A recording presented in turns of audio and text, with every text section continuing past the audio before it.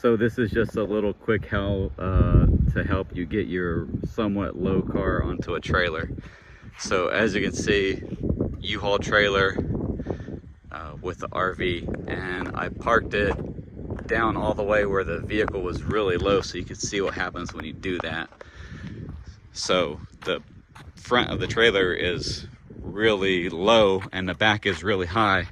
So what I'm gonna do, since the ground isn't flat, it's kind of actually a benefit. So I'm gonna back up until I get the front tires of the RV right on this line right here, because that will put the front of the RV down and allow the back of the, because basically like you're gonna pivot, the trailer's gonna pivot on the middle wheels. So front wheel, middle, and rear.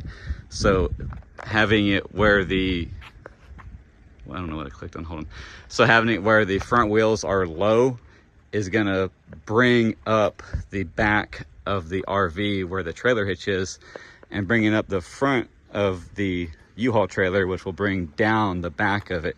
And then if I can use the leveling blocks that are for the RV to actually raise up the rear wheels of the RV even more to kind of pivot the rear of the trailer down. So what I'm gonna do is I'm gonna back up, put the front wheels right in the low spot, and I'll get the ramps out and I'll show you. All right, it's not perfect, but now the front tires are as low as they can go, which brings up the back of the RV, which brings up the part of the trailer, the front part, which lowers the rear.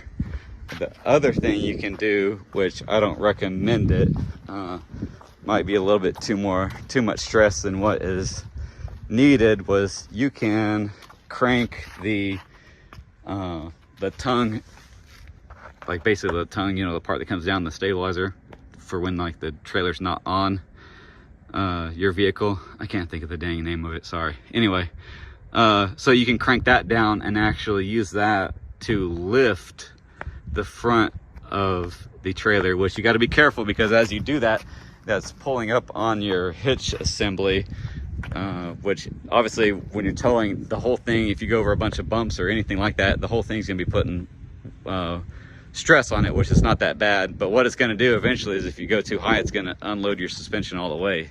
So you can do that. I have done that. I typically only do that with my truck, this because the RV weighs so much. It's like kind of, I don't want to stress out the RV by just lifting up by a little 2-inch ball, because that 2-inch ball at the base of it, you know, it's only like, I don't know, an inch thick, an inch and a half thick. So it's a lot of stress to put on it if you don't need to. So what I'm gonna do is pull the car over, put the ramps out, and see if it's at a point where I need to use the little leveling blocks I have to lift up the back of the RV even more. All right, so here's what this is the first method I'm gonna try. See, I put the leveling blocks underneath the ramp. They're not there. That's for me to show you what it does. So you lift up that part of the ramp, and look at how steep that, it's really, it might be hard to see from the video, but the closest ramp is really steep compared to the further away ramp. And I could even take those blocks and kind of re-Lego them into different shapes and make it where I can lift the ramp up even more. Because what you're worried about is the front bumper isn't, the car's factory suspension, so it's not low. The front bumper is going to clear it, obviously, but what you're worried about is the middle part of the car not being able to clear that angle that it's at and rubbing on things. So I'm gonna put that ramp underneath, or that ramp on top of that little block, and I'll drive forward and we'll see what it does. All right, so now the car's up on the ramp a little bit, and see what you're trying to avoid is look at that spot right there where people scrape. So what I'm gonna do, typically hopefully you would have like another person to help you out. I'm flying solo right now.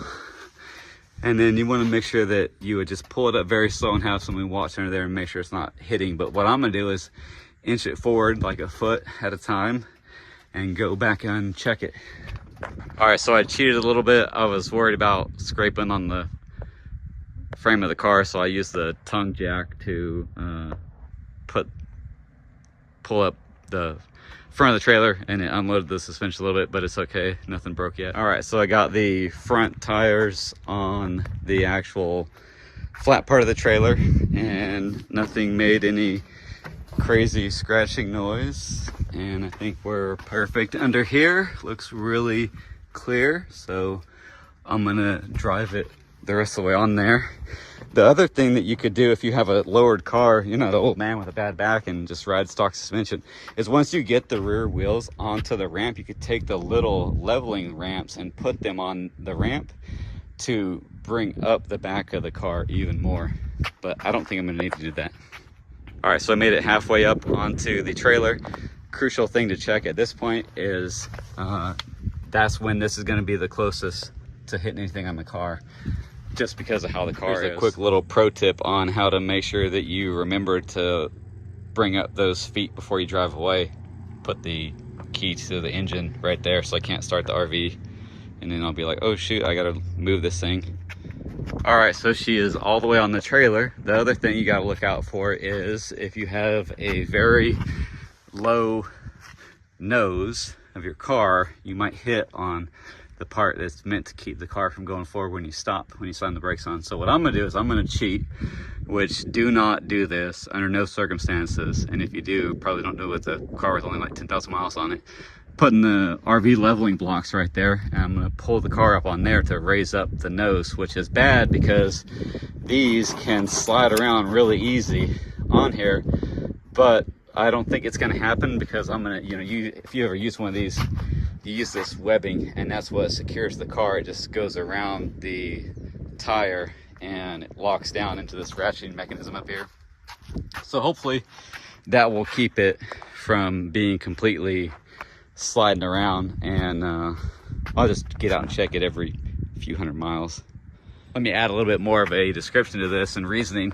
So you can see it is going to clear the bumper, but the problem is you're not strapping down the car with cargo straps, you're strapping down the tire, so the car is still going to bounce up and down when you hit bumps, and it could potentially strike that metal. All right, so if you work for U-Haul, go watch a different video, like some of my gun stuff or something, and like ignore this one. All right, so I kind of misjudged how far the front bumper is going to stick off the end, so it's not going to hit the metal, but still I'm leaving the plastic leveling blocks underneath it just in case it decides to roll back a little bit. And then the other thing you do is, you see how the tire's not touching here. So what I do is the car is in neutral and the parking brake is barely on, and then I'm going to use that ratcheting mechanism and ratchet that thing down, and as I do it, it's going to pull the car forward. So you want to leave it in neutral with the parking brake lightly on, and then I have blocks so it won't roll back for any reason. And then like literally the parking brake is only on by like 2 clicks, but enough where I didn't want to roll. So now I'm just gonna crank down on the ratcheting mechanism and it should go forward a little bit.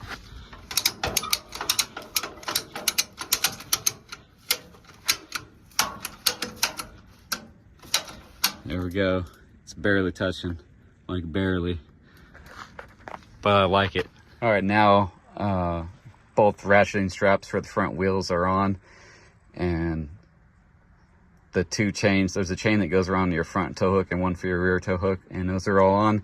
And now I'm gonna take the parking brake off and we'll see if it rolls forward at all based on movement right here. You ready?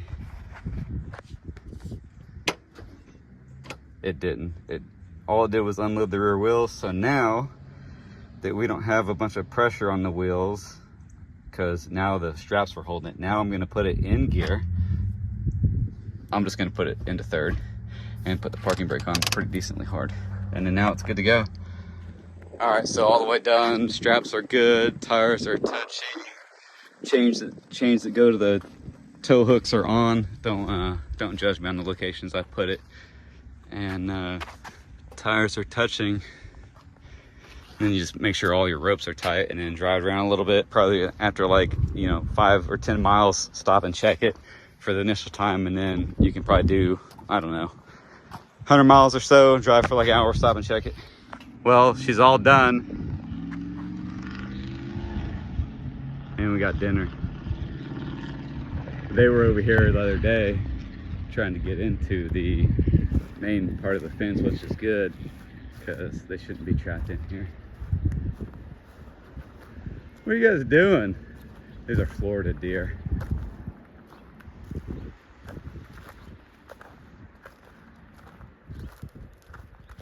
Oh, I think it was just over there getting water. I feel so bad because I'm like interrupting its process of it getting a drink.